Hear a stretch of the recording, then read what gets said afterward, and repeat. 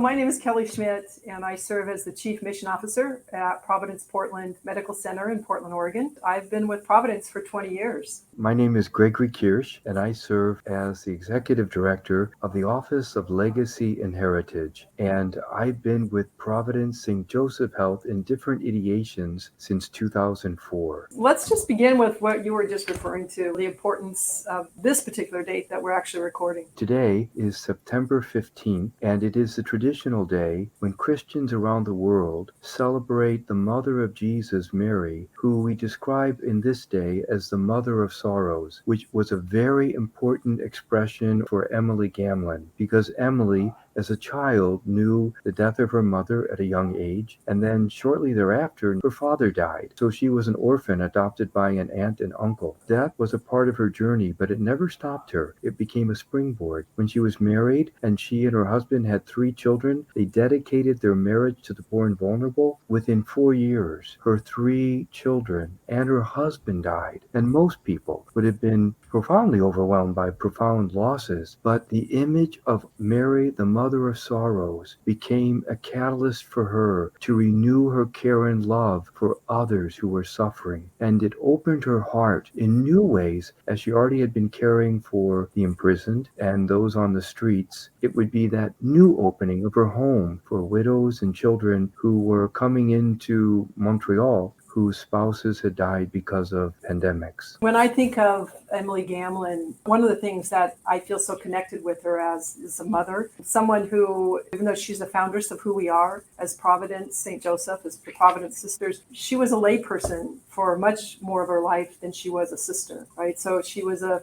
sister for 7 years of that life. So she lived out her life of service for so long as a layperson, somebody like me. So I think when we talk about and want to look at our foundresses, the shoulders that we stand on, if you will, it's like, well, what does that have to do with me? How do I relate to somebody who was that many years ago? What does that have to do with my life and how I served? And I think about how she knew suffering. And I think that suffering is that universal experience that puts us all on that same page. We're all going to experience some sort of suffering at some time in our lives. We can think we're really different than other people, and sometimes people will look at some of our sisters and think, well, that was a long time ago. They were religious. That's not me. But indeed, she knew that suffering. And now here she is. She continued her life of service. She looked beyond the people who, for a lot of people, were outcasts of their area, people that just got kind of thrown away, that weren't being treated. And here she opened up a room in her brother's home to be able to serve those people. And if you think about opening your home up, not just taking food to somebody, but actually serving someone at your own dining room table and sitting with them and eating with them and showing the dignity that we all inherently have as a human being, that's what she really did. And that's what we do when we think about serving the table of the King. We're all called